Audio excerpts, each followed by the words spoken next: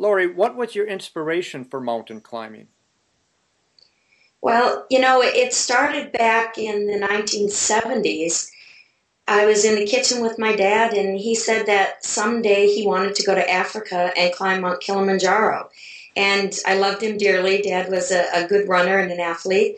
And 20 years later, in 1993, we ended up going and meeting in Africa, and we summited Kilimanjaro on Dad's 61st birthday. Wow. And then after that, 7 years later, he said, let's do another climb. And we ended up going to South America and climbing the highest peak there, although Dad got altitude sickness and had to go back down. But that was really the birth of the Seven Summits idea for me. So it was all Dad's idea. It's his fault. So how long have you been living with MS? MS is one of those illnesses that can go misdiagnosed for a number of years before they give you the official label. And in my case, I started experiencing symptoms back in the early 1980s. I had heaviness and numbness in my legs, tingling in my fingers and toes, but it was very short-lived episodes, and it would go away, and I would forget about it for a year or two. But then in 1993, I was going to Kilimanjaro and had a lot of tingling in my fingers and toes, and again, I thought it was just stress on my body from that Kilimanjaro climb.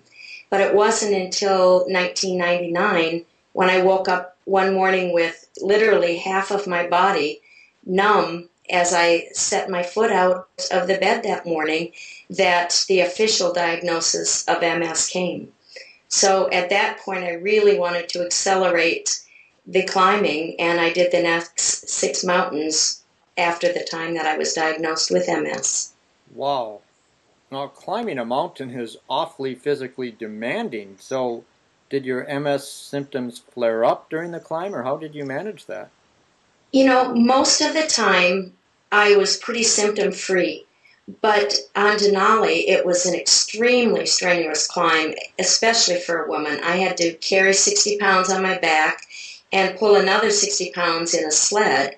And it was very hard for me. And when I got down from that climb, I started to lose my vision. And I thought I'd burst a blood vessel in my eye, which I've done a couple times climbing. And when I went to the doctor, they said, no, this is a symptom of MS. And I said, oh, I have that. So I realized that it was something at least that we could treat once again.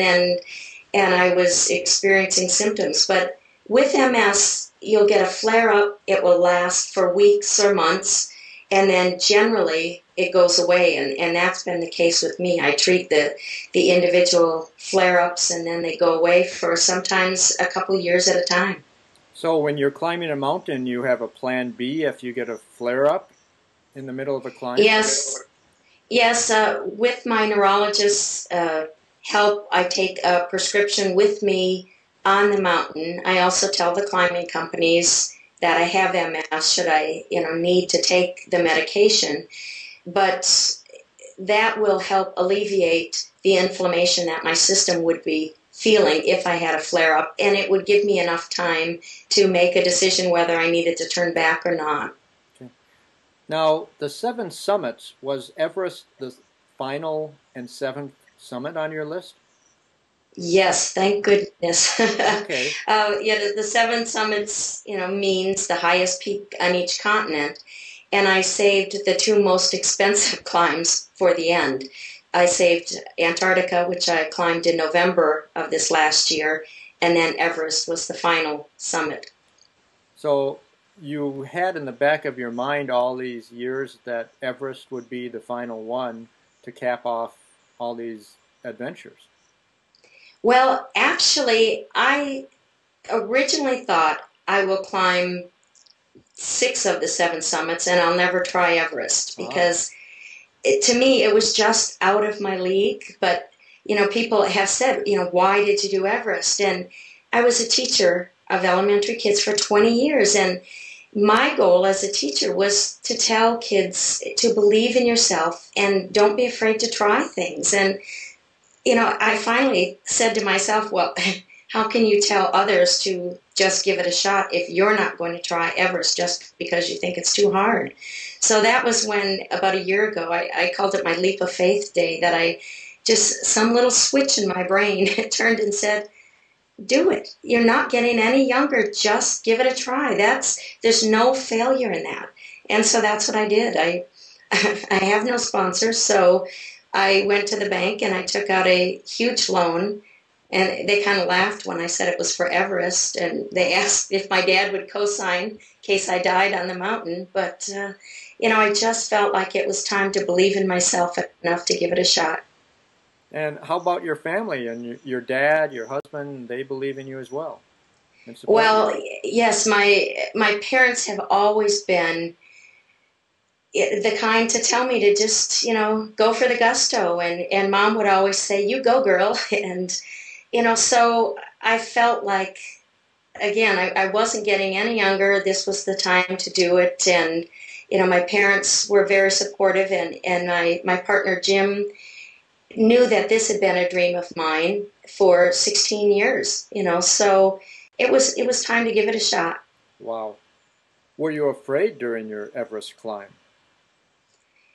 That was something that I had to overcome from the moment I started, because if you live in fear when you're on a mountain, you can be of real danger to yourself. And so, yeah, there are scary things that happen on Everest. I mean, I saw the body of a very famous climber frozen in the ice. I walked past him, and there were constant avalanches, and people that we knew died in them while we were there. But I had to tell myself to have a positive attitude through the entire climb so that I could keep myself safe. And because sometimes we blow things so out of proportion in our mind, and you live in fear, and I had to really get past that on this climb. Wow. So the body of a famous climber, they don't remove those bodies? It's just up there forever? Well, when you get up above Camp 4, Camp 4 is at 26,000 feet. It's that whole area from there to the summit at 29,035 feet is called the death zone, and your body can't last there very long. And it's hard just to take a step, and you have to stop and breathe, take another step, breathe, and it's hard enough to move your own body, and to actually go and carry a couple 100-pound person back down would endanger all of the people it would take to even do that. There was an evacuation from Camp 3 that we saw. There was a person in a sled, and it took 5 people in front and 5 people behind to get that sled down the hill, and really they were in danger of their own lives. So on the mountain, when that happens, bodies are there and will remain there for the most part. Wow, I'm hyperventilating just thinking about it. So was I as I passed the person, yeah. Wow. How many days did the climb take on Everest? I was there about 2 months, because with Everest, it's a matter of acclimatizing slowly, because if you went to the summit in one day, you would die almost instantly because your body can't handle that pressure and the lack of oxygen. So we spend 2 months going up a little ways, then back down, then up a little further, then back down, then up to Camp 3, then back down. And each time when we would go back down, we go back to base camp, which was at 17,000. But after being on the mountain about 6 weeks, we went all the way back down to 13,000 feet and spent a week back in the sunshine, eating again, because we'd all lost a lot of weight, and trying to strengthen our body before that final push the last week. So it's a lot of effort. It takes a lot of time just to do that up and down motion. Wow. So what was it like on top of the world? It was a blizzard that day. The conditions deteriorated pretty quickly. You leave at 10 at night the evening before, climb in the dark all through the night. We woke up to a beautiful sunset, walked through a beautiful